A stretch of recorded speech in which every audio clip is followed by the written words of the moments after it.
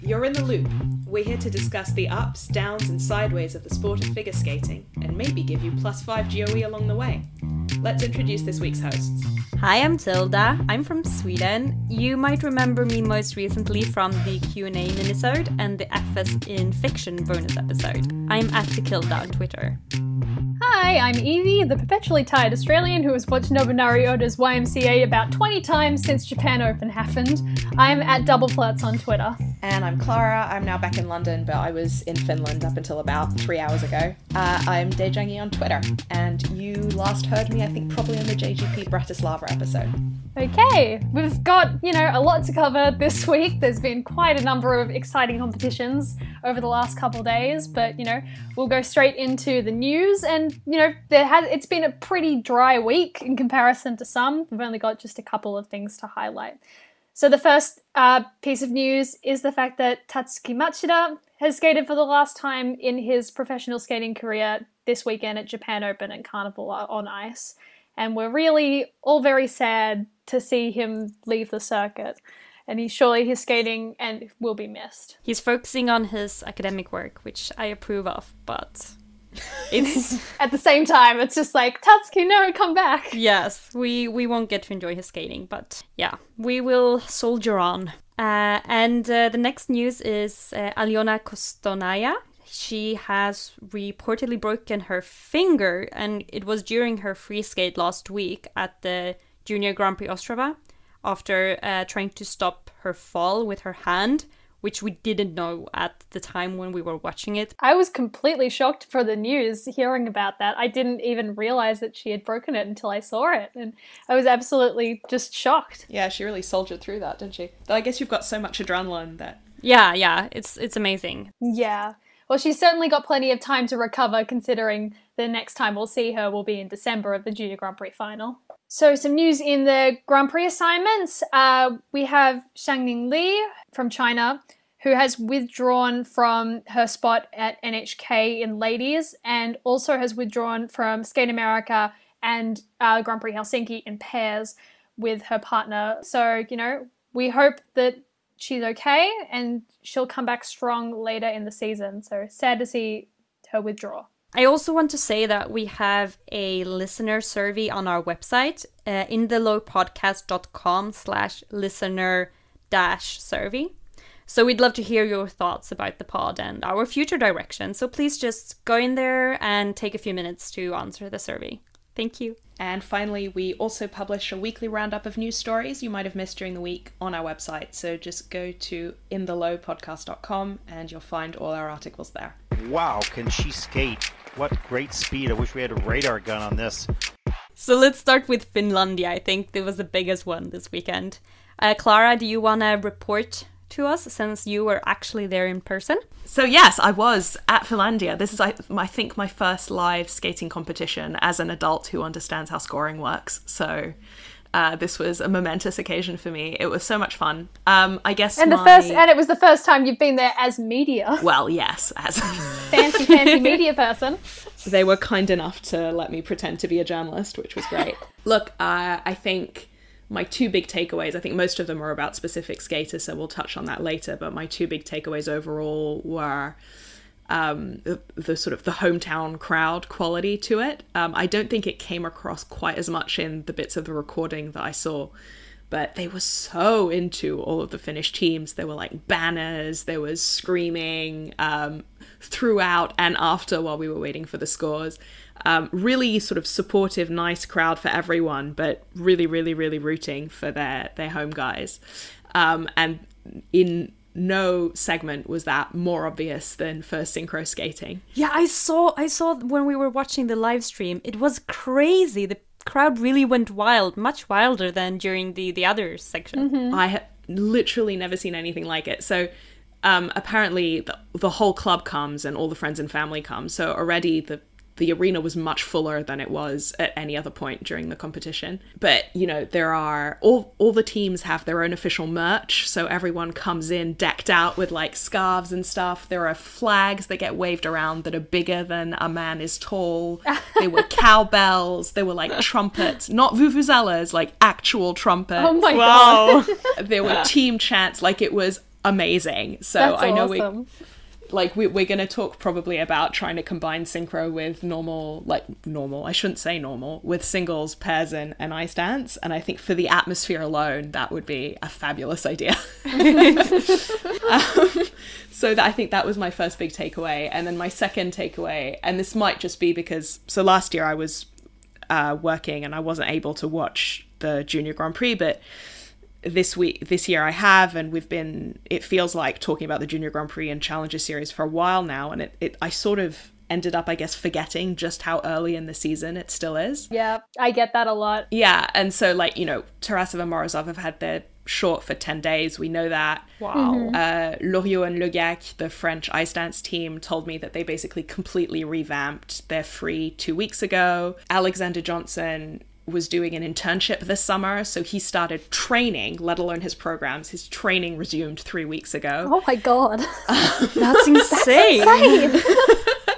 And then the synchro teams, like, so they only did their short program here, and, you know, there are logistical reasons for that, but they considered at one point maybe having them do both their short and their free, and the synchro teams were saying, well, sorry, our world championships are in April. Our frees are like nowhere near ready yet. We can't do them. So like, yeah, I think that is the main thing that stuck with me. It's like, you know, we're going to talk about how all of these performances went. And I think we sort of tend to forget that the fact that they're even making any of these jumps in some cases is incredible, given how little preparation time they've had. Wow, I'm impressed. And from our side, we were talking about the stream, that it was like really high quality. I'm very unused to watching high definition live stream competitions. So that was great. So I think one of the advantages of having a paid stream is that we can sort of, as paying customers, expect a certain quality level that we just can't when it's, you know, free live stream on YouTube, basically. Yeah. The stream was definitely of fantastic quality, and like all the graphics looked very professional, and there were very few issues overall. I'm just worried that, like, I personally, myself being a bit of a cheapskate, you know, I found that the prices for the stream, especially just for the weekend, were a little bit high. And I found that, especially as Finlandia is the only challenger that doesn't have a free live stream, it kind of felt a little out of place. Like, not that I'm complaining, because the stream was amazing, and I couldn't have asked for a better quality of stream. You know, it's just that the price point wasn't exactly fantastic, in my opinion. But I do think it's great that it's available worldwide, because I think that's the main barrier to accessibility, is if it's country blocked. So yeah, that's great. But last year they had the short programs, or the Friday they had for free. So I think that's a nice compromise, because I was able to watch the short programs last year without paying, and that was good enough for me. So that might be, but then again, probably it's not free this year, because a lot of people only watched the free day and didn't pay for the rest of it. Yeah, I mean, not having experienced any of this, I just thought at that price point maybe it would have been nice to have a commentator sort of explaining what the elements were. But yeah, that's I think after watching so much of the Junior Grand Prix in the last couple of weeks, I always expect Ted to come on at the end of every performance. Yeah. And when he doesn't, I just get like shocked out of it, and I go, oh, that's right, he's not here. And then I obviously get sad because Ted. Well, yes. Yes. Yeah. Okay, let's move on. We were lucky enough to be able to get an interview with the ladies' gold medalist at this event, Elizaveta Tuktamysheva of Russia. We talked to her on the day before her free program, and we had a short chat with her about her goals for the season, her new programs, and her, as you must all know by now, really fun presence on Twitter. Here's the interview now. I hope you enjoy it. So, here with the Empress, that's Serena. Thank you. I first wanted to ask, we love you on Twitter. You're really fun. Thank you. Why did you start this season? Because I found a friend who helped me with the Twitter, and finally I can realize all my things in the Twitter for Americans, people, Canadians, Asian, because my Instagram more for Europe and Twitter it's more for like for you, yes. So that's why I think that it's a good idea to starting to do the Twitter, and with the friend he helped me with the some post. And I think it's a good idea because my English not so well, but I have so much things and I can to show it, you know, to fun. And I hope that in the future my English gonna be so good and I can do it by myself. Well, it's pretty good already. It's pretty thank you. good already. So I was watching you in some interviews talk about your programs this season. You were saying you'd collaborated with dancers from Varnava. Yes. I was wondering, how is it different making the choreography with a dancer and making it with a skater? Actually, it's so interesting, and I really like it because it's new for figure skating. And before I worked with Vova Varnava, and he did my Indian program, like my best season with 2014-2015, and I really like the idea what we can dance in the office, and after we can found more movements in the eyes, and doing with Alexei Mishin and Tatiana Nikolaevna some steps, and it's finally, and in the end it's gonna be like good program, not like figure skating program, more modern. And I like it. I like so much work with the dancer because I think it's improve sportsmen. You know? Yeah. And in the season when I listen in the Assassin's Tango, I thought that I don't wanna do classic tango in this program. I wanna do some more, and that's why I asked Mission to work with the dancer. Modern dancer, and I think it's gonna be pretty cool. Yeah, it's really fun. It's great because there are so many tangos this season. So many tangos. Yeah, that's why I wanna not like this, more like more feelings, you know. Yeah. More feelings, women with men, something like that. And so, how does it work? So the dancer makes the choreography for you. When you then transfer it to on ice. Do you do that with Vova Varnava still, or with Tatiana? And actually, in the season, my choreographer was Polina Mitrashina. It's a woman who worked with Vova Varnava. Okay. And we are starting at the office and the hall. And when I have a whole program without ice, I starting to do with my coaches first, to understand where gonna be the first jump or combination, something like that. We do the program. So after my choreographer comes to the ice and see what's happening with the program and do something more.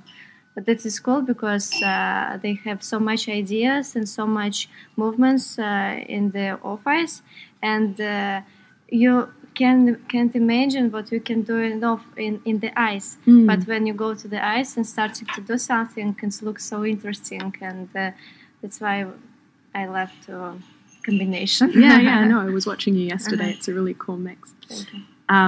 And the music for your free, which is this really fun jazzy mix. How did you choose that at the same time as you were making the choreography, or did you already know you wanted to use it? Actually, in the end of last season, I realized that I don't want to think so much about my new programs, and I just put out all my feelings, all my thoughts about this, and stay free and do nothing for this. Yeah. Because I tired to every time to think about this and something. Programs what I want, maybe it's don't work it or something. And when you went to the seminar with Mission, I met one coach from Poland, and she worked with Mission already, is named Evgenia Grez, and Alexei know what she's very good skater, and they talk about what maybe you want to do the free program for Lisa, and she said yes, and she little bit like me, and she dark hair, some funny girl, and like so sexy movements, and she listened this music first, and think, oh, I think it's gonna work, and show me, and when I like 3 seconds, first 3 seconds, and I said yes, I want to do this, and it's really me, and I think what this program very good because I feel it, because it's me. I didn't show another person, you know.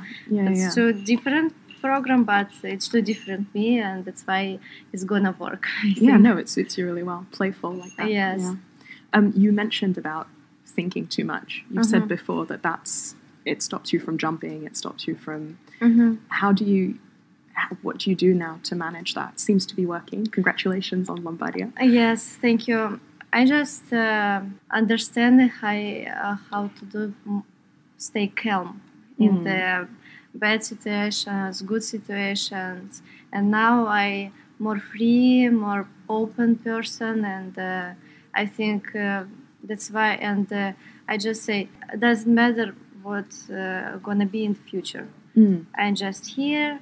I just want to do what I love. I love my program, and just enjoy Lisa, and we'll see what is gonna be. Great mindset. I also saw you're bringing back lots of old combos from 4 seasons ago, like the triple Lutz, triple toe, or the double axel, triple toe. Have you had to relearn them, or were you still training them throughout?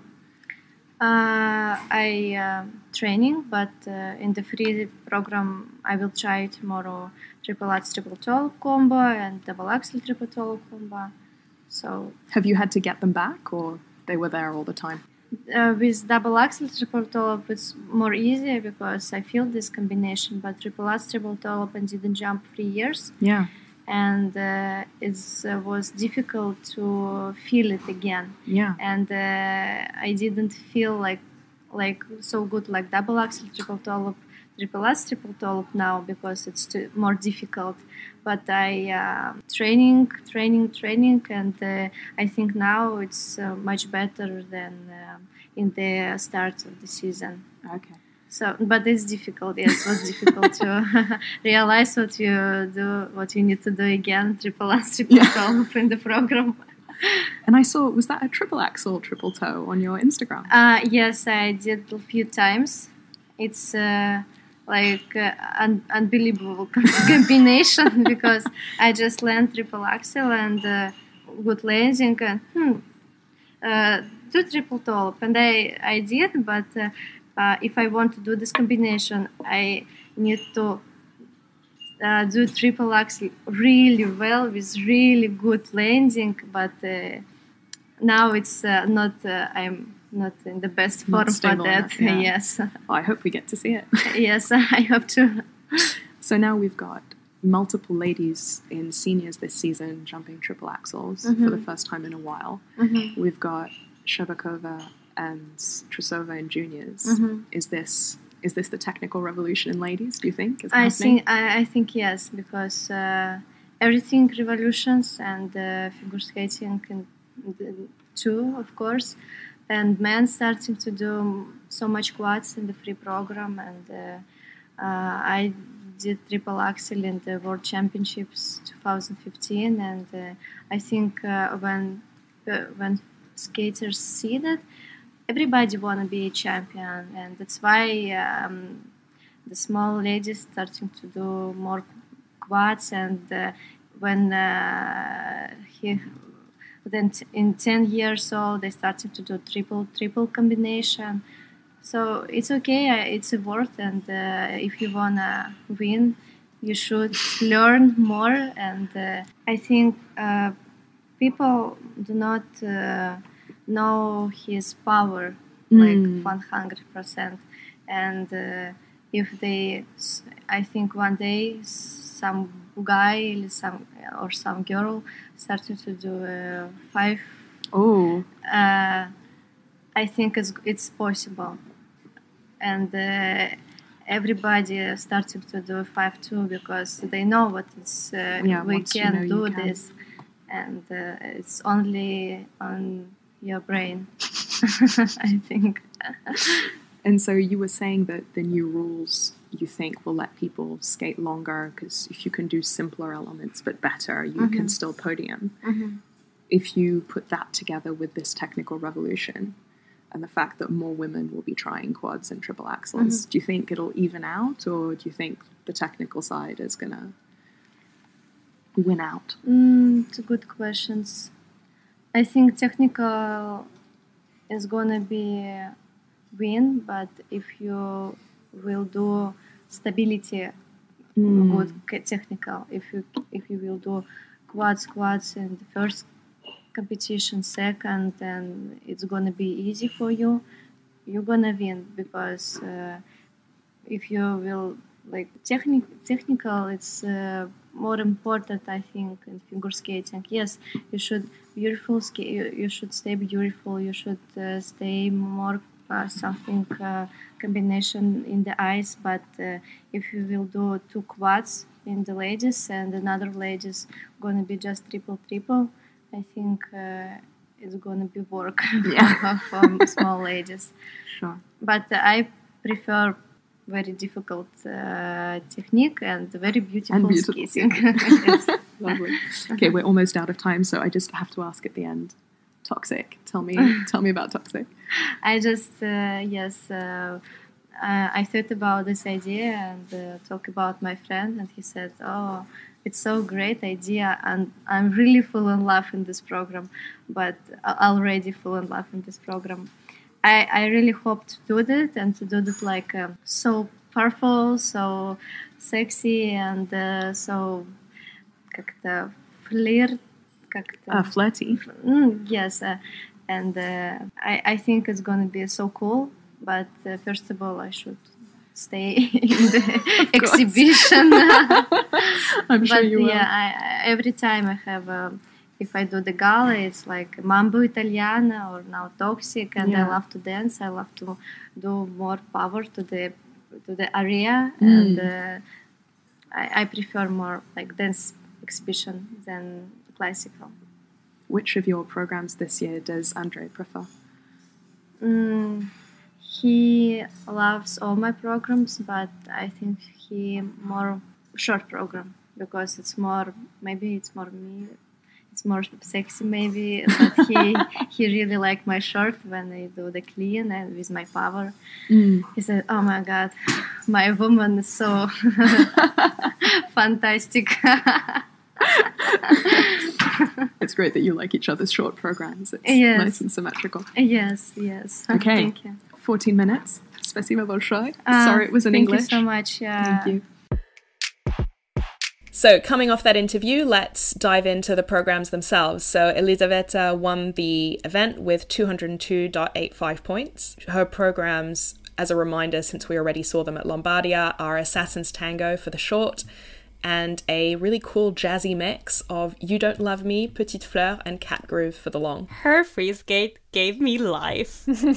She was hands down the most expressive skater at the event, and I just love that she went with sort of over-the-top sassiness in both of her programs. I thought they were great choices for her.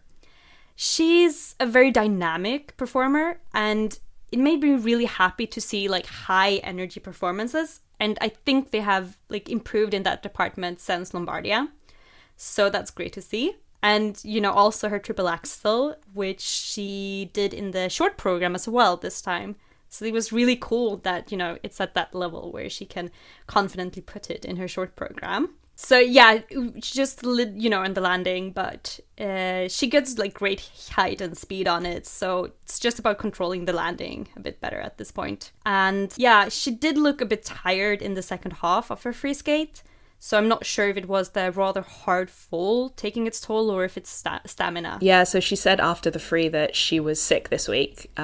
She's been sick since before the short, so I think that's why she looked tired. And even seeing it live, I think she did look a bit slower than we're used to seeing from her, which makes it, I think, even cooler that she landed both her 3As with the height that she did. Yeah, I definitely think that her free skate is going to be that's a sort of a program that's going to really develop as the season goes on, because, you know, obviously the triple axel plus the opening combination, the triple Lutz, triple toe, and then the triple Lutz right at the start, you know, it really grabs your attention and really pulls you in, especially because, you know, obviously hardly any women are doing triple axels, so obviously you just go boom, you know, you're right into it. And then her amazing triple Lutz, because, you know, Lisa has one of the best triple Lutzes in the entire ladies field.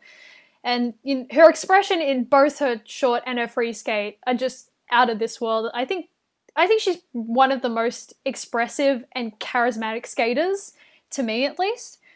But yeah, as you said, Tilda, her expression and her performance was kind of hampered down a little bit towards the end. You know, it could have been the fall, could have been being sick. But I'm hoping as the season goes on that she's going to be able to keep the momentum up in this program, even if she does make a mistake or two. But I'm just super happy to see her win here. Yeah, I mean, I agree with both of you. It's all about the face with her, and she really had it going. I think in the free, it was really fun. And the crowd loved her. Like, they were rooting for her almost as hard as they were rooting for Viveka Lindfors and Emmy Peltonen, which is saying something. And I think we touched on this in the interview, but she's bringing back 2 combos this year that she hadn't used for a while. The double axel triple toe, which was gorgeous at Lombardia, in my opinion, and the triple Lutz triple toe, both of which I really loved when she was doing them way back when. So I can't wait to see them landed again this season. But both of her programs are really fun. I like them. So in silver this event, we have Elizaveta Tursunbayeva of Kazakhstan. She scored a total of 200.74, and she came second in the short program and first in the free skate.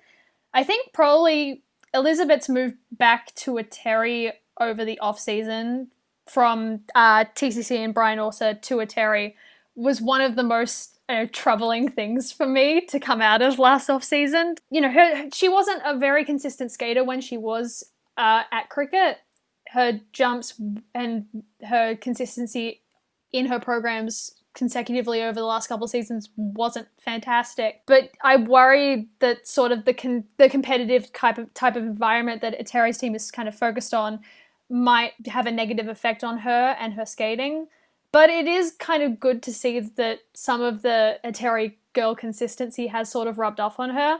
And I don't mind both of her programs this season. I think the second half of her free skate, the Piazzolla free skate, really is strong for her. It really caught my attention. Her expression really lightened up the whole program, because it kind of at the start didn't have that much in the way of performance. And then right towards about the halfway point, she started like smiling and really throwing herself into all her movements. And I think it really had a great effect on the whole performance in general. Yeah, just to your point very quickly about the consistency while she was at cricket, I think my understanding, and you guys correct me if I'm wrong here, but my understanding is that for visa reasons she wasn't able to be in Toronto all that much to train anyway, right? So yeah, I mean, independent of the Eteri camp methods, probably just having a stable training base and more ice time with her coach is going to be super helpful. I know when she was originally moving to Toronto, she had issues with visas, and how like halfway through the 15-16 season, she had completely different programs because she just couldn't get to Toronto to get them choreographed. Yeah. So, yeah. I kind of agree with Evie. I really quite like the step sequence in her free skate because it's a bit quirky. But throughout the entire performance, I wish she would be more expressive, because it felt like she forgot to perform at times and then had to remind herself to perform. So I think most likely she was just focusing on landing her jumps. But she didn't seem very pleased by the end. So it was a bit sad that she had like a good performance, but she didn't seem very happy with it. Yeah, I mean, she was first in the free, so it was a good skate. I'm not so sure about the short program though, because I thought it felt like quite rushed and disconnected from the music. So we'll see if I change my mind later on. But rushed and not matching the music is Daniil's specialty at this point in terms of choreography, so what do you expect? I don't know. Yeah, but I thought her jumps looked good. Especially her triple lutz was great, I thought. I mean, so it's been interesting for me because I guess much more than what I'm used to watching on the stream, my perception of how people did was coloured by how the people before them were doing. I don't know if that makes sense. So everyone except Viveka, like previous to Lil Bat, had basically a really tough time of it and was falling all over the place. And so it was, you know, it was so delightful to see her landing and having a good time. And so therefore I basically loved it. Completely agree. When she started smiling and being a bit sassy in the second half of the free skate, I got really into it. And I think her short especially reminded me a bit of Sherbakova's SP, which I know we discussed at least on the Bratislava episode, insofar as I guess by normal standards they're quite rushed, but by Daniil's standards, on the spectrum of sort of transition packing, they feel relatively calmer. So it was sort of in that area, which meant I could appreciate it more. I agree that she sort of projects less in it. So I don't know, I guess let's see if she can carve out enough room for herself to do that in the program over the course of the season, or whether it'll stay that way. I just wonder throughout all of this where her mum is, because she's always in the kiss and cry with her for like the last couple seasons. I miss her crazy reactions. That's like the highlight of all. She was sweet. Like in Worlds last year when her mum completely loses it in the kiss and cry. It's those great moments that really stand out to me. I'm just like, bring back your mum, Elizabeth. All right, so the bronze medalist is Viveka Lindfors. From Finland. She scored 187.19 and her short program was from Phantom of the Opera. Your and her favorite. From Les Miserables. So quite a musical theater experience here. And I love Les Mis and I hate Phantom of the Opera, so kind of a mixed bag for me. Yeah, again, I mentioned this just earlier, but I cannot overstate how hype the audience were for this. I think they were really rooting for Emmy in the short because she had a great short. But then sort of Viveka came out and skated basically this nearly clean program, to all intents and purposes clean program, on home ice. And they were like synchro skating levels of excitement. It was fabulous. I couldn't really help but think during her program how her free skate, how very like un-Les Mis it was. Mainly because, you know, the first part starts quite strong, but then it like fades into I Dreamed a Dream. But her choreography and expression kind of like stayed in that kind of intense and dramatic kind of state throughout it. So it wasn't quite what I was expecting from that sort of program. And it felt pretty disconnected to me in that sense. I think as Tilda and I, when we were watching it, I said something along the lines of the fact that her costume didn't scream Les Mis, and then Tilda said that the program doesn't scream Les Mis, and I was like, you're right. It's just, but you know, on the technical side of things, you know, she did a really fantastic job overall, and you know, you could definitely tell even from the stream how hyped the crowd was getting. So I'm sure it must be a really great feeling to skate pretty much clean on home ice in front of a home crowd. Yeah, so I mean, I completely agree, even in the arena. So she starts the program on as an excerpt, like an instrumental from Look Down, which is this, as you said, like really intense and dramatic piece, which would have worked a bit better with the choreo and her expression, even though still it's a song about poverty and she's basically wearing a ball gown, so I'm not really clear on what that's meant to mean. But yeah, that being said, everyone was so into it that you sort of forgot after a certain point that there was this mismatch, like you just got carried along in it. So she really sold it to me being in the crowd. I sort of stopped minding after a while, but you're right that there is a bit of a gap there. Yeah, and also, I just wanted to quickly talk about Yvette Toth from Hungary, because she has two like really fun programs and I really loved seeing them. Especially the free skate is fabulous, especially the step sequence. So, you know, I really hope we can see that skated cleanly at some point in the season, because yeah, it's very exciting. And also, you know, her Bruno Mars short program, the Uptown Funk step sequence, I love that it's so music. much fun. Yeah, I mean, she has, I mean, they're very much work in progress at this point. I think she needs to be a bit faster in the step sequence. She seems quite element focused at this point, but yeah, I think it's going to be fabulous as it evolves. One more shout out for me that Hanul did a Hydra Blade and it was awesome. And I love Kim Hanul in general. I think she's gorgeous and does incredible things for someone who is, now that I've seen her in real life, possibly the smallest human. And yeah, no, it was just really cool to see her drop that into her choreo sequence. I hope this becomes more of a trend. Moving on to ice dance. So the medalists for this event were Alexandra Stepanova and Ivan Bukin from Russia with gold. They scored 200.78. In silver, we have Olivia Smart and Adrian Diaz from Spain, who scored 180.07. Then in bronze, we had Marie-Jade Loriot and Romain Le Gac from France with 176.46. Brilliant French, Clara. It's the least I could do. A round of applause. So before we get into their programs, I just wanted to mention Confetti Gate, basically. Confetti Gate. So, because it was quite unclear, I think, both for the on the stream and for people in the arena, what was actually happening. But there were two interruptions during the the rhythm dance, not the short program. Stepanova Bukin and Susis Firus both had interruptions. And basically, I think what we discovered had happened was the confetti dispensers, which I believe is the technical term, that had been used either previously during some kind of gala or after a hockey game. Do they use confetti in hockey? I don't know. Is that too stereotypically? No idea. Either way, the dispensers had not been emptied out. And so during the rhythm dance, like confetti would occasionally come sort of gently snowing down to the ice, which caused the initial interruption. And then Stepanova Bukin had the additional bad luck of, one, the guys couldn't get their music to start playing again from the right timestamp. And then while they were waiting, the bird came in. No, not the bird. Oh, the Finlandia bird. And the bird, I think, so the bird hung around on the ice for like 3 programs after that, on or around the ice, and the staff then spent most of the rest of the day trying to chase him out. But one of the journalists there told me that this was better than the last place had been, which had had this problem, which was a world's competition in Paris. So I assume it must have been 1989, where they had to go in with a gun at the end of the first day and shoot the bird down. Oh my god! Oh god.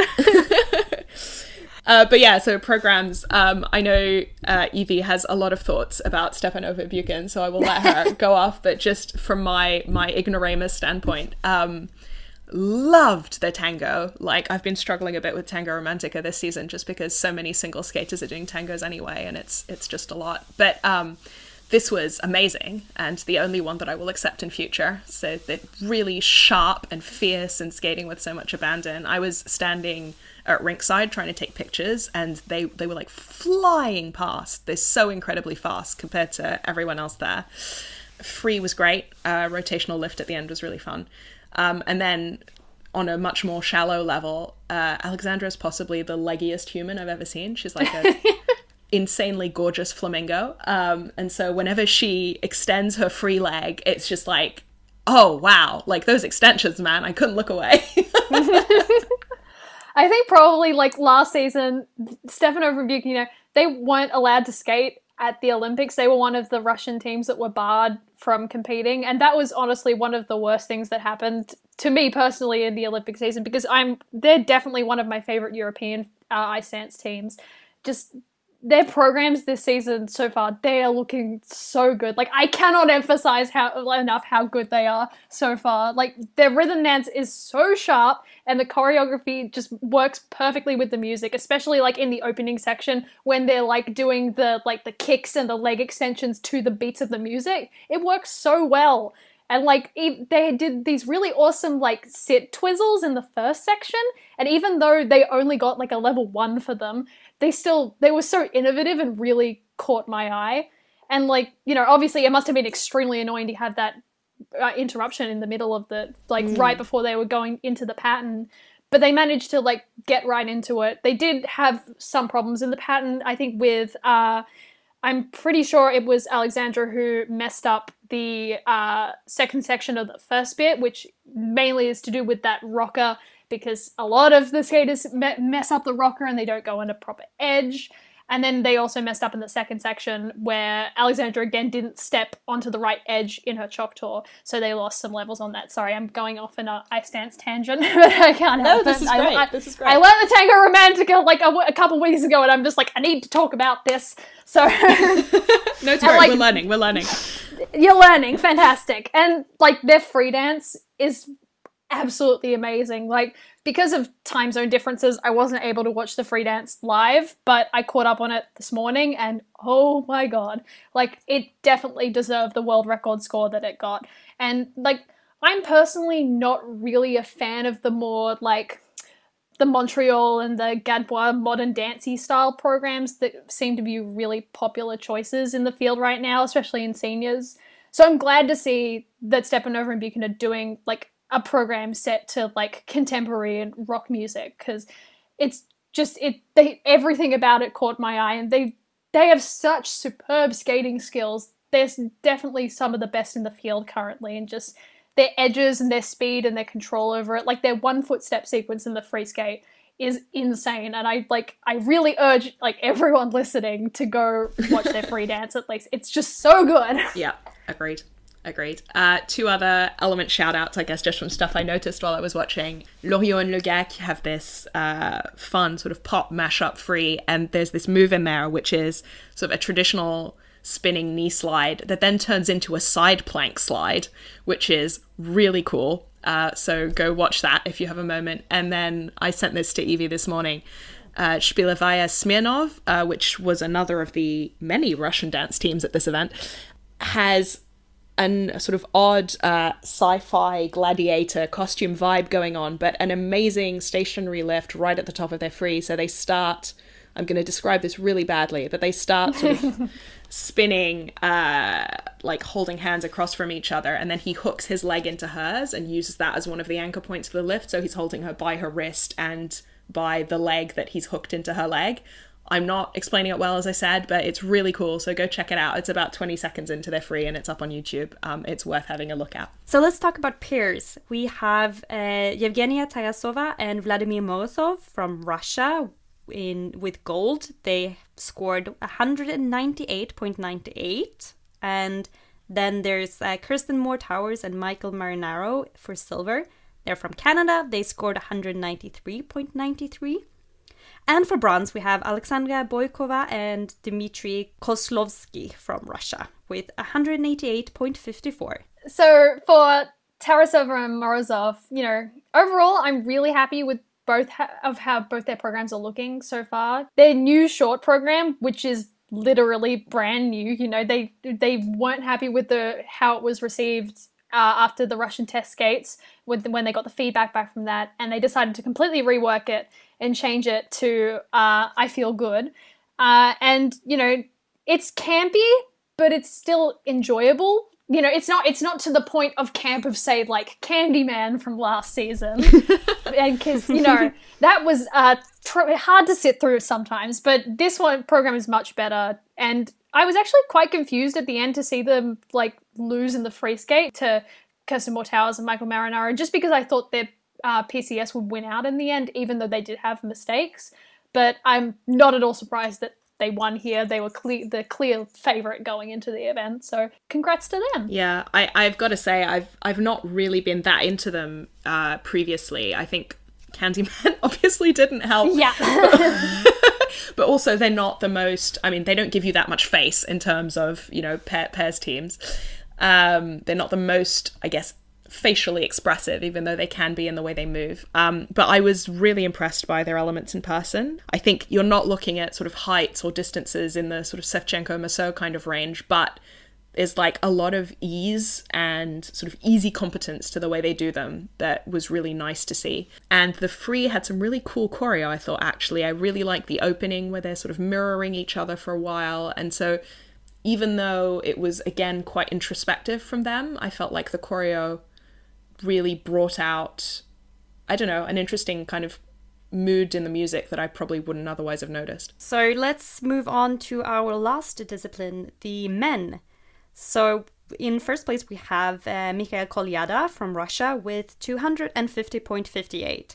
His short program was I Belong to You by Muse, and his free skate was to Carmen. And I have to say, I really like his Carmen.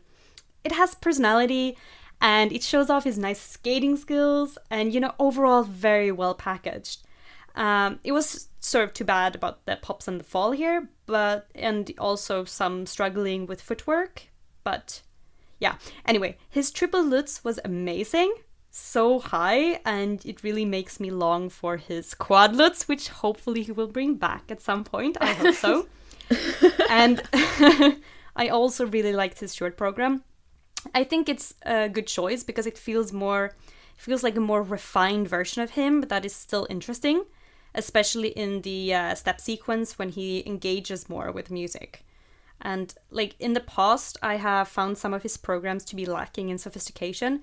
Either too weird, like his Nightmare Before Christmas program, which I personally loved. It's a great program, but it's not so refined, perhaps. Or his free skate from last season was a bit bland. So, you know, this season, I think, with both of his programs, so I think he struck the right chord this season, and we're seeing two programs that can be very good vehicles for him.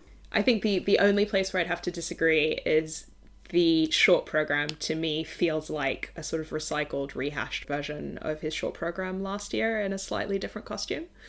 Well, that's your opinion, Clara. That is my opinion. and like, God knows, I usually love Stéphane Lambiel's work. I'm a raving fan, but this, you know, it was fine. It's not that I don't like the program, but it didn't blow me away. The music is different from last year, obviously, but the way he moves to it is basically the same. And the costume, you know, again, it's a white and black onesie. Sure, the patterns are a bit different. He's wearing the Elvis belt in the short instead of the free, but again, I'm not really seeing a strong difference. On the other hand, I really, really, really love his Carmen. It's so much fun. It was so atmospheric in the room, and I was sitting around trying to photograph all of these guys, and it was so nice to have someone doing, like, we make jokes about arm choreo, but it was so nice to have someone doing interesting dynamic things with their arms and their body in between the jumps, as opposed to like being on the back +5 for outside arm edge. transitions. Yes. And I think he channels that kind of pasodoble, smooth machismo thing really well. The Lutz, as always, as Tilda says, is a thing of beauty. So I think this is my favorite program of the season. Sorry, Hanyu. Oh, I have to say that, like, with the triple Lutz, like, I obviously, the height and the distance he gets on it is unreal, you know, credit to the quad Lutz, but at the same time, like, I'm kind of glad that the quad Lutz has been taken out for now, because I got so sick last season of seeing him pop it every single time except once. It's just, I know it's beautiful when he lands it, but, you know, the axis is kind of blur, and he barely gets onto the edge when he lands, so, you know, I'm fine with him keeping just a triple Lutz in here at the moment to, you know, reject Clara's opinions. I love the short program. I think it's been a really good choice for him. I really like both of Mikhail's programs this season. He's definitely got some of the best packaging so far, and I'm just really excited to see where they're going to go from here, especially since we're only a couple weeks away from seeing him at the Grand Prix. So, you know, it's exciting times. Anyway, let's move on to the silver medalist, Jinwan Cha from Korea, who scored 239 in .19. So we saw him at Autumn Classic just recently, and I guess not much has changed, but I haven't given my opinion yet, so I want to do that. I feel like I quite liked his short program, but he starts performing a bit late in the program, so I think he really needs to work on just like the performance aspect of it. So, you know, the clock choreo I find like quite charming, so just work on that. But the free skate, you know, I know that the people on the Autumn Classic episode really praised it, and I just have to say that I am not used to it. It's so confusing. I'm not sure what is happening, and you know, it's fun, but I would like it to be more sophisticated for him. So I think it would like help him more to not have so many voiceovers and confuse the viewers, basically. So yeah. Well, yeah, I think my reasoning for, like, I only just recently kind of came on board with the free skate. Like, during Autumn Classic, I really wasn't feeling it. But But then I rewatched it a few times at a couple people's insistence, and I come to the conclusion that, you know, it's better to have like a slightly wacky program that keeps your attention, rather than something that's completely one note and lacking like a standout moment, which we've seen quite a lot of this early in the season. Yeah, I mean, of course. I it's memorable, and I always like it's memorable in its craziness. Yes. So maybe I'm not gonna say get rid of the Juliet voiceover, because everyone will kill me who will be listening to this. So sorry, that was my unpopular opinion time. But yeah, I'm really hopeful for his future, because, you know, his overall, I think his skating looks good. So we can't forget the spin fail at the end, though. Oh right, he fell on the entry to his camel spin, and that was wild. He looked really surprised, like he stayed down for quite a while, right? He sort of looked like he was going, "What just happened?" It was really funny. I'm kind of sad that I laughed so much. I'm sorry, June. Let's move on to the bronze medalist. Marisi or Morris, depending on what romanization you use, Kvitulashvili from Georgia, who scored 231.19 total, with a short to Bloodstream by Tokyo Myers, and a free skate to my favorite wacky French musical, Mozart l'Opéra Rock. So take it away. What did you think? Morrissey, he's never been the most kind of consistent skater, so it's good to see him perform pretty well at a second challenger event. You know, he was at Nepal a few weeks ago where he placed 4th. But, you know, I'm not a big fan of either of his programs. I think they've got a bit too much miming in them for my taste. I wish he would project a bit more in his performances emotionally and like expression wise, because they both have some moments in the programs itself, in the music, where he could really have like interesting expression or connect with the like rises in the music more, but he just kind of doesn't. So the whole thing kind of feels a bit flat to me at this point. But, you know, that might change as the season goes on. We don't know yet. It's so early. Yeah, I agree with Evie.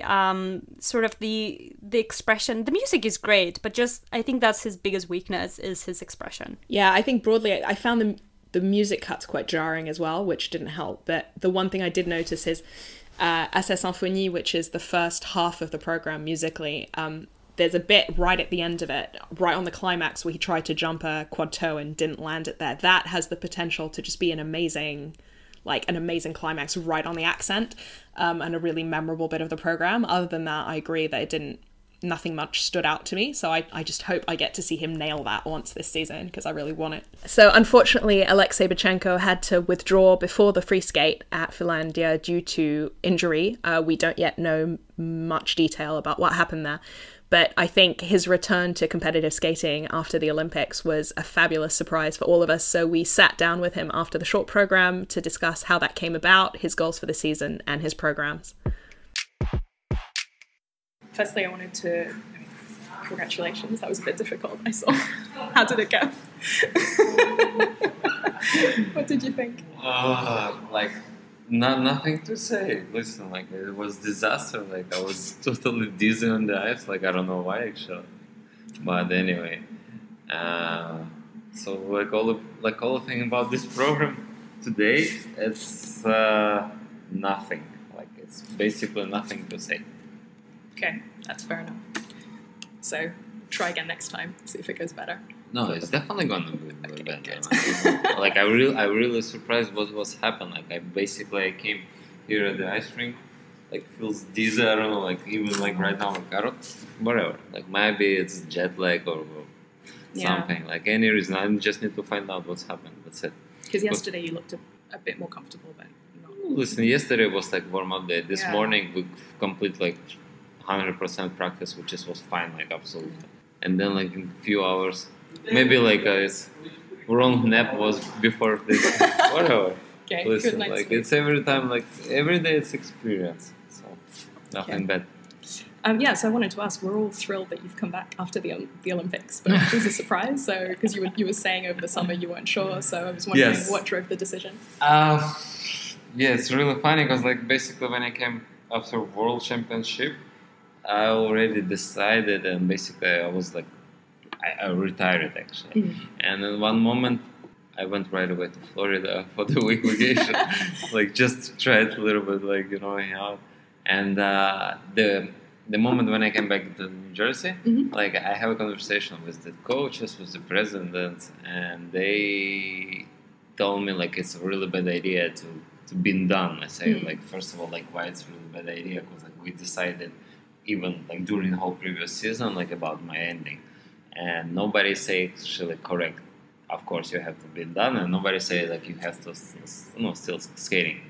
So the decision was like really rushed, like just like get call back, like a call phone meeting, like 40 minutes conversation. That's it. Let's continue on skating. Oh wow. Yeah, like from nothing, like right away. But I don't know like how long it's gonna be, because like I really want to skate, but from other way, like unfortunately I recognize it's getting like for me harder, like and complicated, because like first of all I don't want to say nothing about the age, because I feel myself like a 20 years guy, but it's a different level right now, because like everybody like growing, they learn it, they grow up already with the whole new system, like understanding and technique.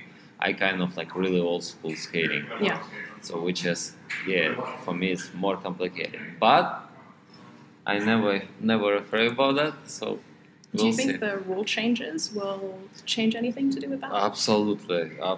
So we can take it, I don't know, take it like two Olympics game before. The people skating there, like top 3 play, like medalists, like first 3 place guys, like a medalist. It was right now for this Olympic game like 10th, 11th, and 12th place. So, for example, I reached the score, which was previous Olympic Games already for the 3rd place, which is impressive for me, and nothing like a basically high score for this season. So I don't know what to expect for the next Olympic Games, if looking that much ahead, and especially like at this season, next season, because like the little bit rules change.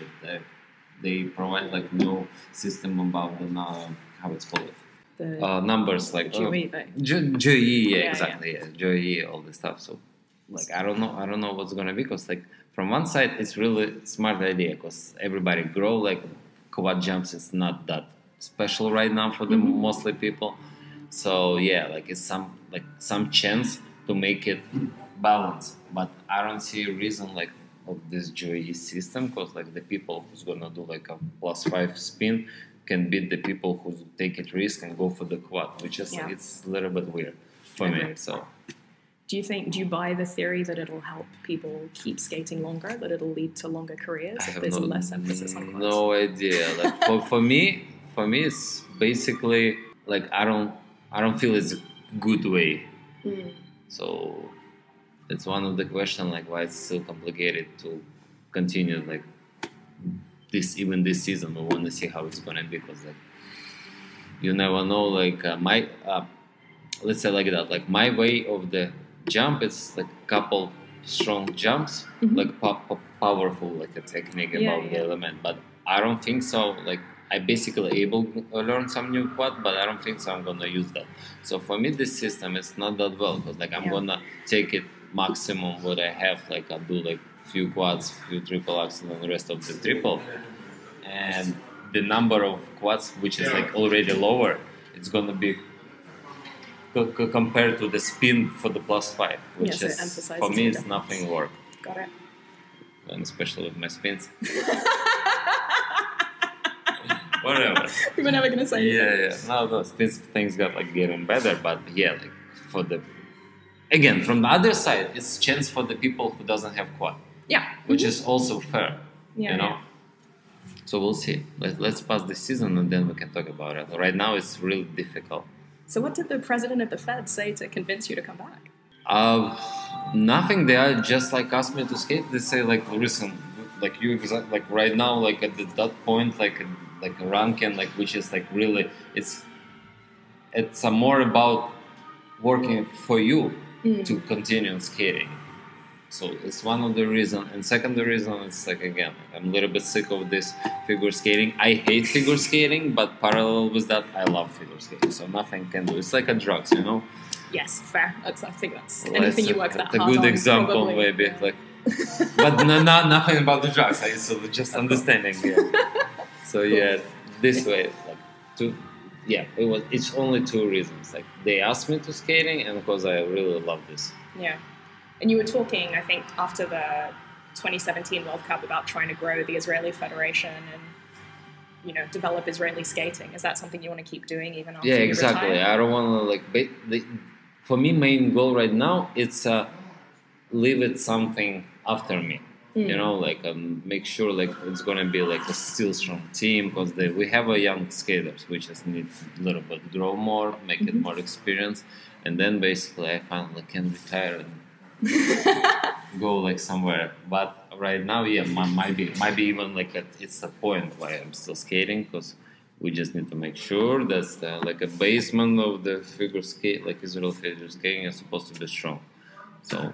And what do you see as your role? Is it attracting public attention so that there's more funding that goes towards? Like, how do you think about what your role is? Good question. You know, like I don't know actually what to say about it. Really, like it's time to think about it. I'm not even like, think about it. Would you coach after your deserved beach retirement vacation? Well, I'm already coaching. I have like already working about like a few years. So I help for the young kids of our team. Like I work with the junior, senior of ours, so like a pair team, like single skaters. Yeah, I like parallel with that. Like it's like my hobby. Yeah, I'm teaching, like coaching. But I know for sure, like soon as I'm gonna be done, I'm gonna get like more deeper about the coaching, and definitely I'm gonna be head coach. See it? Why not? What would you say the sort of key challenges are coming from a smaller federation compared to like? I mean, you had Ukraine before that, so you've got double the experience.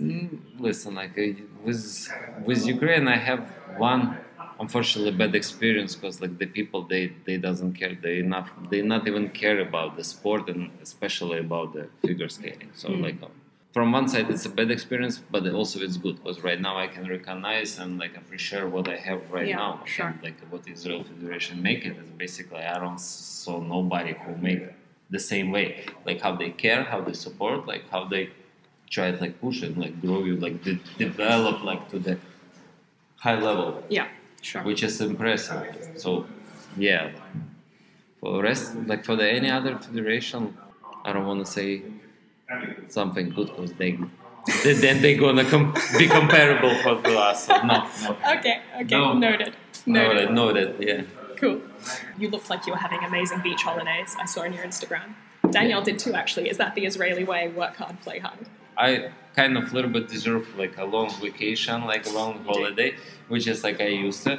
And after that, like we just not even tried to rush for the season. Yeah. Basically, like even after our conversation, we have a point and goal, like make it this season, not from the be prepared like for the August, like it's usually happen. Like let's go a little bit delayed. Yeah. It's tough. It's really tough after huge. Like for example, for me, the worst 2 season it was qualification for the Olympic Games and especially like Olympic season. Because this like 2 in a row season, which is really responsible was for me, and like the point of all of that, like it's a lot of like stress, like physically tired, mentally tired. So basically, I need somehow recover myself. So yeah, why not? Okay, another random question. If you could bring back an old combo from your youth, so I know you used to do a 3 lutz, 1 Euler, triple sal. If you could bring back any old combo that you haven't done for a while, is there one that you would? The coolest thing I saw this competition was, I'm not gonna say I'm gonna do that, but the guy like from the Russian, he did like an incredible combination. He made it triple lutz, landing on the left, like at the left foot, and make it triple flip. Triple lutz, triple flip. Yeah, that is that. Wow. I saw that. I felt like he popped somehow, and then like like getting rushed for the triple flip. But no, like it's exactly his the combination. So I would like to try it, but I don't think so. You guys gonna see that at the competition. Already the lutz saka combination would be cool. Yeah. Yeah. I saw, and you said that there were extra quads that you were learning, or you could learn, but you weren't going to add them in. Is there anything you're training still? Or? Like, I don't want to say I'm doing this consistent, but like some of the day, like it depends on if I have free time and like feel good enough. Like I'm working for the like quad sal and quad flip, which is like a quad sal and landing, not consistent, and the same is happening with the flip, like couple times when I go. But the reason like why I'm not working straight is make it affect to my lower back, which is injured, blah blah blah. Yeah, grandpa, all type. So yeah. That's why I couldn't promise. Yeah, like, no, of course. It's the way to maybe see. Like again, you never know what's going to be tomorrow. So might be. I wish, like really, I wish. I want to make it even improvement, like over 30 and become with the new quad. But it's going to be ridiculous. So I think so. Who knows? But anyway, could you tell me just a bit about your programs this season? Your costume. What makes a good costume in men's skating? if I would know that. No, it's really funny. Like this music for this season, like I maybe 2 or 3 years I'm already thinking about this music. I really like this music. It was my kind of like a dream to skating. But like Galit, like Roman, Nikolai, like they never give me a chance to skate for this music. And this season, for some reason, like everybody like wasn't like right away. I agree, let's do this music. Which we're so happy you came back. Yeah. My build this. So, and like kind of it's this old music, like everybody knows, like really famous music, but I know for sure like maybe it's time for me skating this one, because I'm more understanding, like more like ability to like be like a somehow skater. Yeah, no, yeah. Absolutely. But like, yeah, I tried not. Like every time when we pick the music, we try to not destroy the music with the skating. So we try to adapt the music under my skating skill, like style, whatever. So maybe that's the reason why we choose this year the Requiem of Dream and not previous, because it's already time. I'm already maybe somehow growing up for that. Yeah. Yeah, and for the long program, it was complicated. The long program was always like it's complicated question, like every single time, like we can complain with the Galit, with the Roman, with the Nikolai, like with everybody, like nobody can exactly understand one idea what we want for the long program. And this year I don't know how it's happened. Usually it took like about 1 month to pick the music for the long program, even more, like 2 days, and we picked up the music. It's wow. Like, guys, like, is that not weird? So yeah, it's gonna be Dracula. It sounds like Dracula. We'll see how it's gonna be. It's like also like about the character, drama, story, whatever. Nice. Which is like I really love this. Like I hate the skating to any program like with the playing like soundtrack or like one of the famous music, whatever. Like I just every single time what I'm used, it has to be with the idea, with the character, which is that's how we become every single time for the music.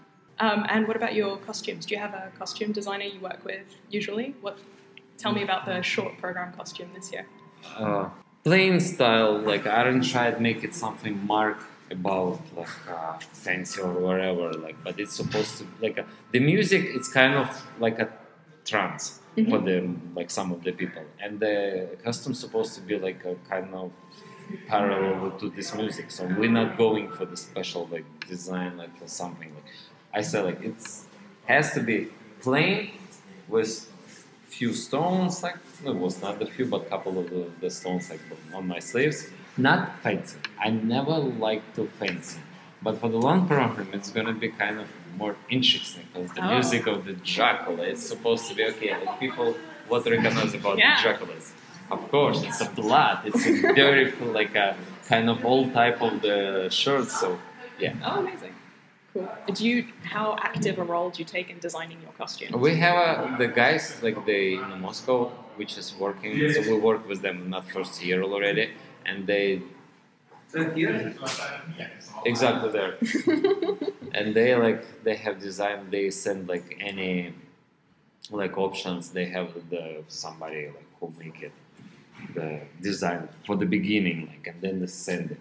We with the Galit sitting, watch and say like, so this one we have to take it out. Here we're supposed to add it and send them back. They try to provide what we exactly want. Send it again to us. Like we already decided or yes or no. So yeah, but by the email we communicate. Yeah. How many times does it take until you're all happy? Not so like, but the short program is again, like I don't know how it's happened. Like, always short program is easy, but for the long program it could be like about a few weeks. Okay. Even with the Dracula one, so the music was very quick. Yeah, but the costume was hard. Okay. That's the point. Like, and again, especially I don't want the typical Dracula that become like this, like a black, big collar, like and white shirt, like nothing. I want like I'm looking for some idea, which is I exactly not know what I want, but I'm waiting like any design, like they send like options, and soon as I find something, we try to add it, create it, like that's how it's become. Got it. And they have, of course, like all the measure of me, so they know it, They know me already, yeah. Cool. Well, look, thank you so much for being so generous with your Pleasure. time. I look forward to seeing the costume tomorrow. It's going to be amazing. For me, it's like one of the best ones. Cool. I hope it goes as well as you want, as does the rest of the season. I'll look forward to watching you. Let's working on for that. Let's working on. Cool. Anyway, thank you. Thank you so much. Okay, so we had one unusual thing at this event, which is synchronized skating. Sort of the forgotten discipline or ugly stepsister, but very beautiful. So it's interesting because synchro is not promoted a lot by the ISU, and people frequently forget that it is figure skating because it's separate from figure skating, because they never hold the competitions at the same time. So I thought it was great to see synchro at the challenger event to sort of get to combine the audiences, because it is extremely popular in Finland and in Sweden as well. So, as evidenced by the crowd going wild at the event, right? Yeah, and so I talked about this at the beginning, and I just want to add to the general madness, and I'll try to post a clip on Twitter so you can see what I'm talking about. But there were some figure skating magazines in the press area, and by far the nicest Finnish magazine was the Synchro magazine. It was like 200 pages thick. It had amazing vellum paper, and I was like, okay, I see what the respective statuses of these sports are now. Yeah, it's still a very new event, because the first ISU Worlds was held in 2000.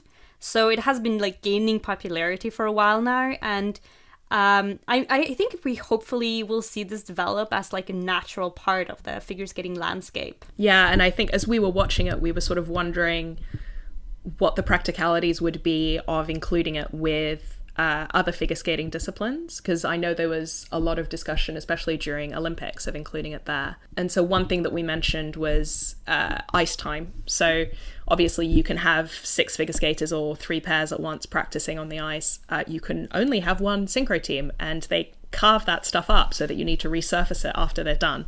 So that means that if you're sort of one competition with one practice rink and one main rink, that really limits your ability to have them all on, especially if there are more than... In this team, there were relatively few teams competing, but if you're in a bigger competition, that really creates the need for multiple training locations, basically, which is obviously logistically difficult.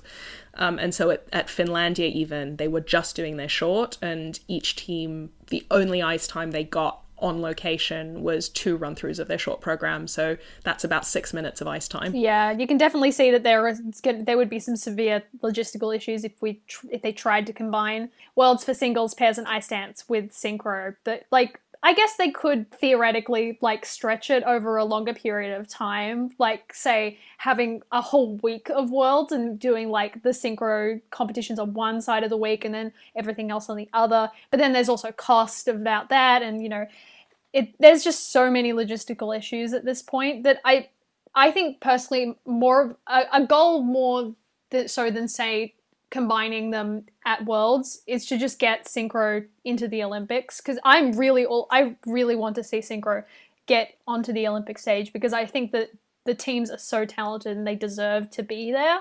I just hope that once Beijing rolls around, or even the next Olympics, that we'll see them there. No, but they applied, actually. They applied to become an Olympic sport, but they were rejected. So. Yeah. So I've been told that one of the hurdles is that apparently there's a cap on the overall number of athletes that participate in Winter Olympics. And that I don't really know if that's just historically driven or if it's also about like how much accommodation you need to build to house them, etc. But obviously if that's adding a whole bunch of people all at once in a single sport. And then the other pushback that I've heard that makes a lot less sense to me is that the sport is dominated by Finland, Sweden, Russia, the US and Canada. But I mean, most winter sports are. Sure. Yeah. That's a very weird argument to be making, but you know. And I mean, if we look at like figure skating as a historical sport, then it has started in like few countries dominating, and then sort of like move as the sport gets more popular, move to more countries. So you know, it's just a new sport. So then the other event that we wanted to touch on that happened this weekend was JGP Ljubljana, which is the second to last event. So starting with the ladies' discipline, our winner was Anastasia Tarakanova of Russia with 190.05 points.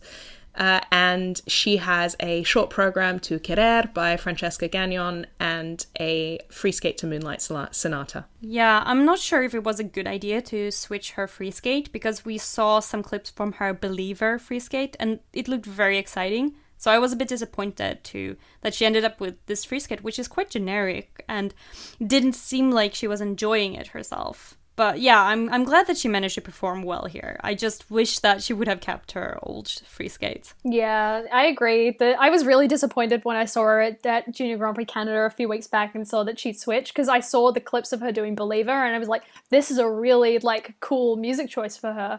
You know, that being said, you know, she did have a really fantastic free skate here and much better than her first showing. And I hope that since she had a coaching change over the off-season from Eteri's camp to Evgeny Bychenko, you know, I'm glad to see that some of her consistency is slowly getting back. So I'm excited to see how she'll perform in December at the final. Yeah, just on that consistency point, I mean, she is very tall for a 14-year-old, so I'm assuming that she's had a pretty recent growth spurt, which makes it all the more impressive that she's as consistent as she is. As to the rest of it, I agree with you. I didn't find either program particularly engaging, but consistency was really impressive. And in silver, we have Anna Turusina of Russia. She scored a total of 188.24. She was the silver medalist back in week 1 in Bratislava, and she had another solid set of performances here at Ljubljana. You know, her place isn't set yet for the Junior Grand Prix final. You know, it's going to depend on next week, mainly with how Trusova and Elena Kanisheva are going to play. Yeah. The first time I watched her free skate, I wasn't at all a fan of the program, but it really grew on me because she's working really hard on her expression throughout the program and really trying to capture the music, which worked awesomely in her step sequence, but then lost it at some parts of the jump intensive sequence. There are parts where the music swells, but then she doesn't change her skating, so it sort of fails to capture those highs. But I think it's a very good base for her to build on. And if we get to see her at the Junior Grand Prix final, which I hope, I think it can be like really nice. I like the music and the choreo because it's quirky but interesting. And she's working like with her full body and a lot of arm movements. And I just think that the movements need to tighten up a bit. My favorite part, besides the step sequence, was when she landed the triplets, and it just worked like really well with the music. And then in bronze position, we have Hae-in Lee of Korea, who scored 180.48 with a short program to Never Enough and a West Side Story free skate. Yeah, I thought her West Side Story was quite Kazuki-esque. I think she should work on her projection. I think she does have good quality and good flow, but feels rather disconnected from the music. Yeah, her jumps and all her elements are really, really solid. I'm really loving the trajectory of the Korean junior ladies so far. There's so much talent there. It's just really exciting. And I think, like you said, Tilda, overall, I think she could engage with the music and project a bit more. And, you know, that's something that's going to hopefully come with time and experience on the circuit. You know, this is only her first junior season, so it's something that's going to develop as she develops as a skater. Yeah, I liked her short a lot, actually. I think it has a sort of exhibition skate kind of feel to it. There's room for it to be a very emotionally compelling piece. She just needs, I think, a bit of time to relax into it and let herself feel it a bit more. So I hope we get to see that. Yeah, and then just a shout out to Tomoe Kawabata from Japan. She led after the short program, but fell to 5th overall after the free skate. Her short program was so good, though. It really was. Yeah, I mean, to me, she was the revelation of the Junior Grand Prix. I really hope she'll gain experience from this and just gain more consistency, because her potential is incredible. Yeah, I have to say I'm not a huge fan of either of her music choices. I'd go so far as to say as I hate Sherazade, but it says something that I loved watching her. She is just such a pleasure. You can tell how much she's enjoying what she does. She moves with this fabulous ease. I mean, I agree with Tilda. She was just incredible. And then we have to mention the freak power outage that turned the rink black when Rion Sumiyoshi skated. I think it's baffling that it happened, and right in the middle of her step sequence, only for a couple of seconds, but that could be dangerous. Yeah. And what would they have done if it had been out for longer than that? That's when you do all your jumps. Yeah. While it's dark. Where the tech panel can't see you. I think when we were watching it, I was thinking it was a camera problem. I didn't realize until Ted said that afterwards that the lights went off in the rink, and I was like, oh my god. Like, you don't see that kind of thing happen very often, except, Four Continents earlier this year when the gala lost power completely. No, but the crazy thing is that it could have derailed her free skate, but she was incredible. She just soldiered on. Like, you couldn't even tell if she had noticed that it went dark, because when the lights came out, she was just like in the middle of it. She was just going on. It was incredible. Like, good for her. Okay, so then moving on to the men. Our gold medalist is Petr Gumenik of Russia, who scored 219.25 with a Kshardash short program and a Romeo and Juliet free skate, like many others. I don't think his performances here were as solid as they were a couple weeks ago at Canada, but they were still pretty damn strong, and every time he goes, if in his free skate, when he does the triple axel, triple loop, I get scared because you don't see that combo very often. But he just, even though he didn't hit it perfectly here, it's still an awesome combo to be doing. So, I applaud his guts for going for it. Yeah, he opened his free skate with a huge triple axel, and I was kind of shocked at how big it looked. And then right after, he did the triple axel, triple loop. So I was like, whoa, it's pretty nuts. I feel like he's trying to be expressive and use his entire body, and although it does fall a bit flat here, I think with refinement and improved skating skills, he would be such a lovely skater. Let's move on to the silver medalist, Tomoki Hiwatashi from the USA.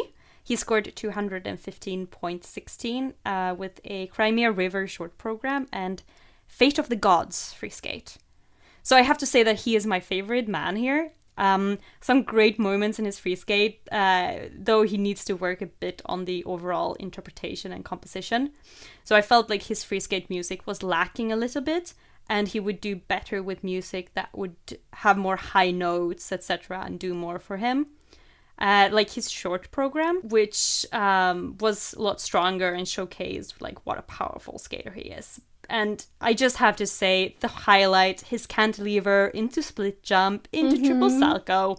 Wow. That was amazing. I feel like to borrow the phrase from Gina from last week, his short program to Crimea River is sung by Michael Bublé, the plague of figure skating. So, I was kind of a bit bored by the music choice itself. But I think, especially in the second half of his short program, he really pulled it off really well. Like, his expression completely shifted after he got all of his elements out of the way, and I really enjoyed his programs. I think Tomoki is a really enjoyable skater to watch overall, and he's super solid, so I really like him. He opened his short program with a kick, high kick, and I was just like, yeah, get it out.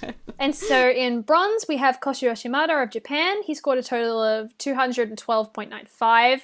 He had two slightly, shaky programs here, and he really only got onto the podium by the skin of his teeth. He was 0.1 points over Konrad Orzel in fourth place. That's as tight as you can get in terms of getting onto the podium. It was kind of crazy. But, will he get into the final? We don't really know. It's going to probably be pretty close, and it's going to be left up to how the remaining men next week are going to do in Armenia. So we'll just have to wait and see. So let's move on to ice dance. So we have for gold, Avonlea Nguyen and Vadim Kolesnik from the United States with 165.63. I think their free dance is my favorite. Their expression is amazing, and props for using a different type of music. Like Demons is a very unusual choice, and they have sort of an innate ability, it seems, to bring out the feeling of the music. So especially their rotational lift was a wow moment.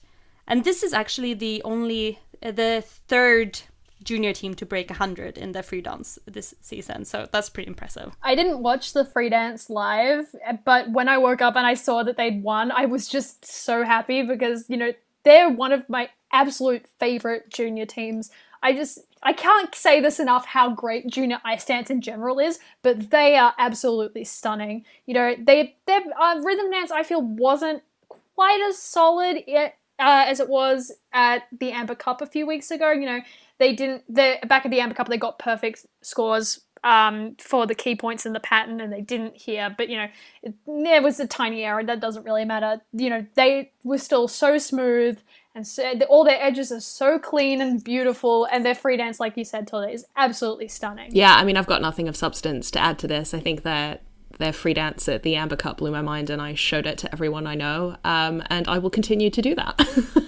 So in silver, we have Sofia Shevchenko and Igor Eremenko of Russia, with a total score of 161.67. They were the gold medal winners back in week 2 at Cup of Austria, and they have definitely secured their ticket to the final with the performances here.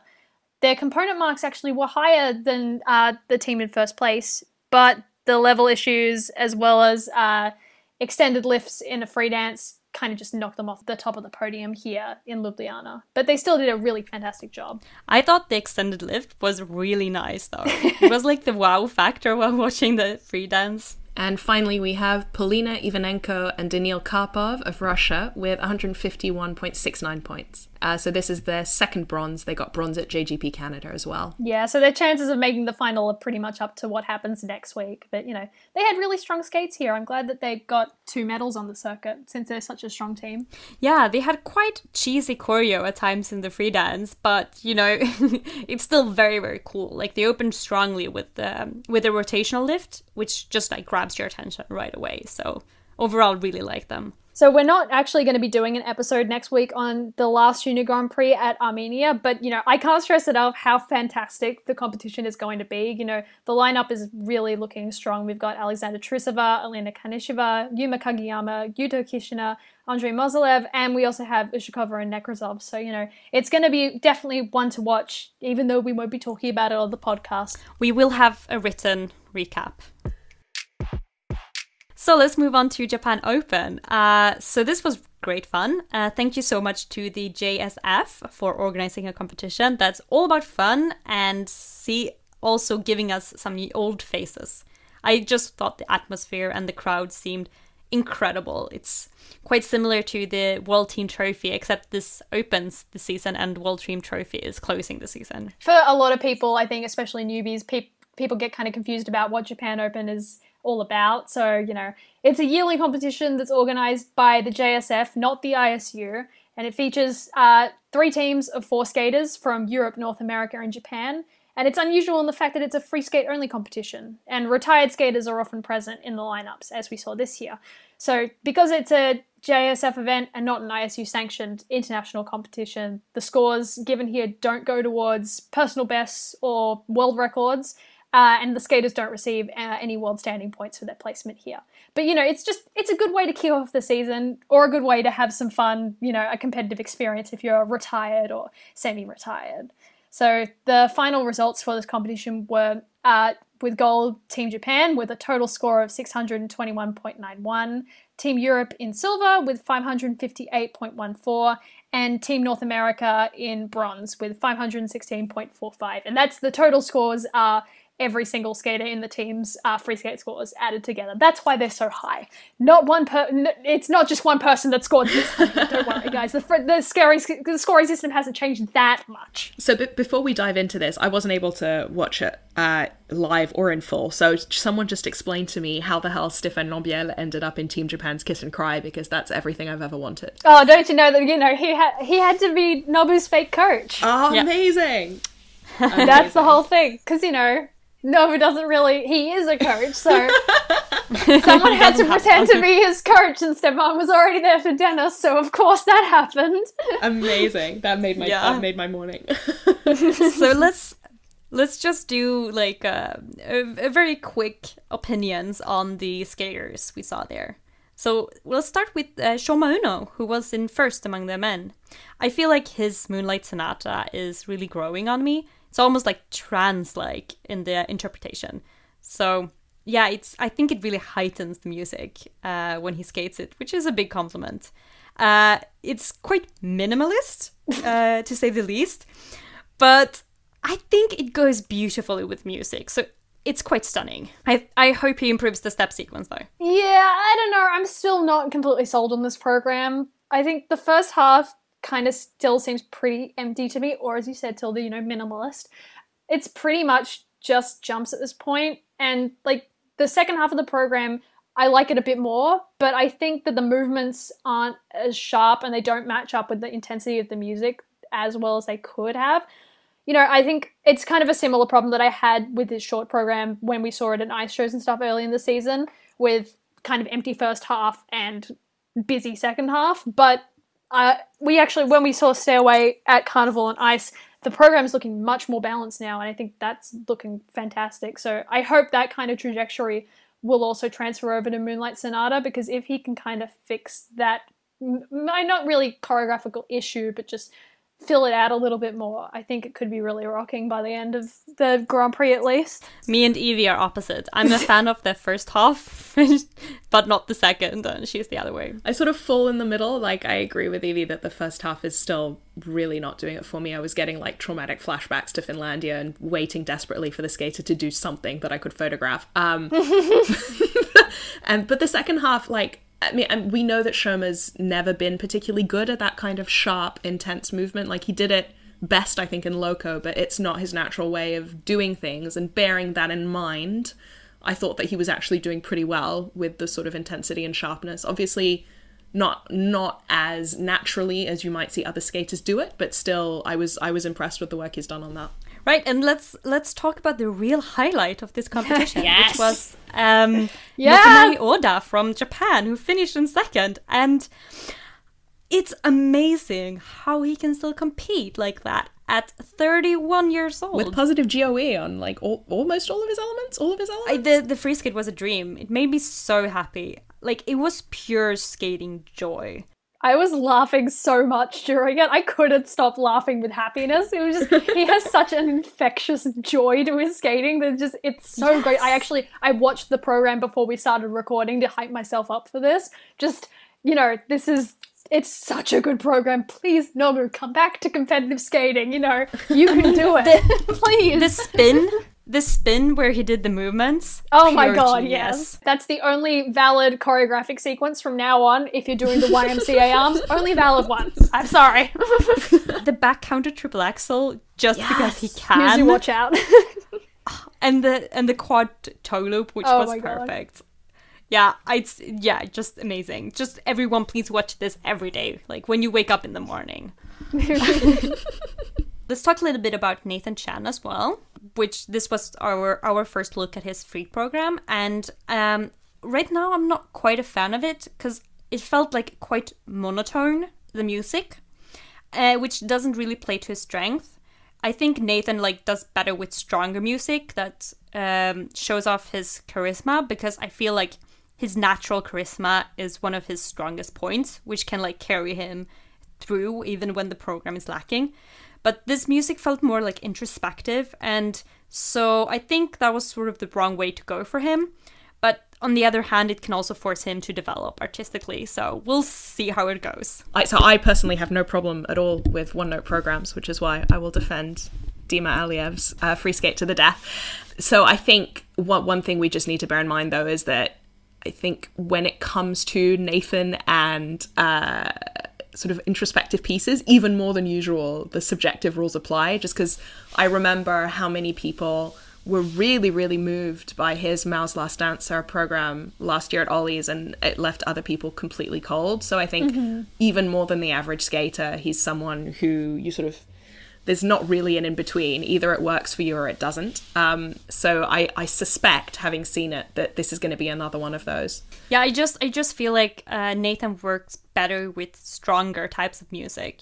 So that was sort of my worry. I think his short program is going to like suit him much better. I really like the look of his short program so far. Yeah, it looks really fun. Yeah, he is. I mean, I think Nathan is really good with projection. So, and it didn't really come across in this program in particular. So I just hope that he can sort of like bring those skills he has to this program as well.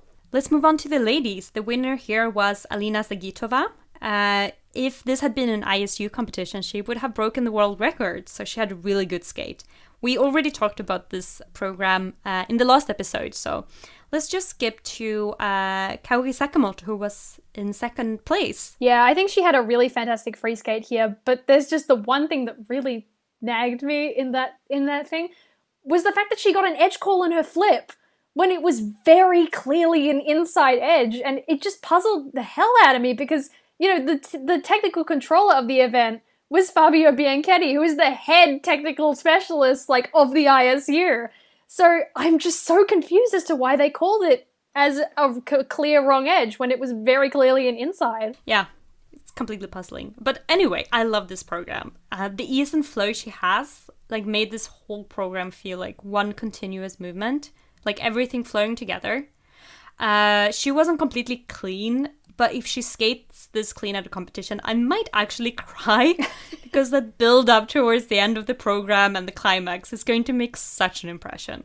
Absolutely stunning. And in third place here, we have Satoko Miyahara, also from Team Japan. This program for her is a fantastic choice. I think, you know, Piazzolla really works for her. That fire and sass, you know, that the program music kind of requires, but also it really shows off that refined grace that she's known for. I think it's a really perfect match. Although I have to say that seeing this program here and at US Classic, I'm kind of worried about her LUTs because it is kind of looking pretty out of whack, like technique wise, because it used to be pretty consistent for her, like beside occasional under rotations, which she is kind of known for. And she mentioned in interviews she's training to get more height out of her jumps. So, you know, a change in her technique could possibly be the cause of the issues that she's having with it. So hopefully those will be ironed out, because I can really see this program, you know, having a really big impact on me if she skates it clean. And then in sixth place, we have Maria Sotskova from Russia. I think, you know, this is a lovely program for her and the music choice is great. So I think it's much more sophisticated than last season. It's like a more grown-up and elegant version of her, while still feeling like fresh and young and modern. So I was very impressed by like the packaging overall with the costume and everything. So yeah, definitely a good choice. Yeah, I think she has a lot of room to like grow in this program. I feel like the classical music choices of the last couple seasons kind of didn't give her that sort of freedom and kind of made her expression sort of stagnate. So this program really reminds me of her junior short program back from 2016 to Black Magic Woman. It's like kind of sassy and fun. So I'm really looking forward to it because I honestly did not enjoy her programs last season. So having two programs that look really strong from the get-go is really great for Maria. So another competition that happened this weekend, you know, there was so much going on. It's kind of hard to keep track of everything. But one thing that was definitely on the minds of a lot of figure skating fans was the Japanese Kinki Regionals, where Daisuke Takahashi competed for the first time since his return from retirement. And he placed third at the event and scored a total of 195.85. He won the short program and unfortunately had some mistakes in the free skate, which put him into fourth in the free and third overall. But still, you know, he advances to sectionals and hopefully he'll have a good performance there and go to nationals. But yeah, what do we think of his programs so far? So I just have to say his his programs, his expression is so wonderful and his step sequences so beautiful. Like, I'm so impressed because both programs sort of like feel like work in progresses, but his fluid skating is to die for. I was just mesmerized, and I'm just impressed that he got a clean short program, because I didn't really like expect him to be able to put like 2 great performances back to back since he has been away for so long. But yeah, I really hope he'll make it to Nats and have the skates that he is hoping for. Yeah, I think his short program is absolutely beautiful. Like you said, I'm kind of obsessed with it. His jumps, while they weren't perfect, he had kind of a shaky landing on the triple axel and under rotation on the second jump at the combo. They were still looking really solid considering how long he's been training since he made his announcement.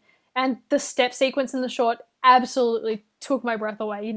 I've missed Dai's signature brand of, innate musicality. And his spins, they in the short, they weren't the greatest, and they weren't either in the free, because, that's just a running theme with the men in general this season, it seems. But, it's kind of expected. Dai never had the best spins. And, his free skate, while it did have quite a lot of errors in it, he had an under rotation, 2 downgrades, and 2 falls, both on triple axles. I think the program itself was already looking really strong. That opening combo was perfect. And while he completely lost it on the next jump on the triple axel, it didn't stop him from completely rocking out in the step sequence. It was electric. He kind of did run out of steam after the second fall, and his expression, I felt was kind of hampered down by those errors. But, nevertheless, I think this is one of the programs where you can just see the potential. Like, if it's skated clean, it's going to rock the house down, I'm not sure if that's going to happen soon, especially, if he wants to try and in quads into it, like he said he wants to. But this program, both of his programs are so awesome, and I'm so glad to see him back. Yeah, I mean, I've not even actually seen his short program yet. But a Japanese fan at Finlandia was appalled that I hadn't seen his free skate, so she showed it to me on her phone. But yeah, his step sequence was just a joy. I think it's a bit like seeing Javi again at Japan Open after all this time. It's like you realize how much you've missed that particular style of skating. So it was just great to see him again. Yeah, but it's been a bit longer for Daisuke than for True. Javi. Just a little. Just a bit. Just a little bit less. Just a bit. Well, just as a note, the lights went out in the building just right at the end of the program. That was unusual. I haven't seen that happen. All right, let's end this with the shout out of the week. And the shout out of the week, for me at least, is Finlandia Bird, a beautiful little blue tit. I'm very sad that my zoom wasn't good enough to get a better close-up of him, who had a great time flying past the judges, landing in the middle of the ice, and then eventually disappearing into the rafters, where he was followed by a stream of fin-fed people holding nuts. So congratulations to him on a great competition. And of course, another shout out has to go to Clara for truly doing the most this week, updating the Twitter account with so many great photos, and including photos of the Finlandia bird. We can't forget about that. Yes, high quality pictures. If we're doing shout outs, then I'll just add thanks to Kat and Lei for helping me edit, because I was stuck without Lightroom, and my pictures were pretty appalling in their raw form. So thanks to both of you. So thank you for listening. There will be no new episode next week, like we said, but we hope to see you again for our next episode 2 weeks, which will be all about Skate America with the first Grand Prix event. If you want to get in touch with us, please feel free to contact us via our website, inthelowpodcast.com, or on Twitter, Tumblr, or Facebook. You can find our episodes on YouTube, iTunes, Google Play, and Stitcher. If you enjoy the show and want to help support the team, then please consider making a donation to us on our Ko-fi page. And we'd like to give a huge thank you to all the listeners who have contributed to our team thus far. You can find the links to all our social media pages, our Ko-fi, and our listener survey on the website. And if you're listening on iTunes, please consider leaving a rating and a review if you enjoyed the show. Thanks for listening. This has been Evie, Tilda, and Clara. See you soon. Bye!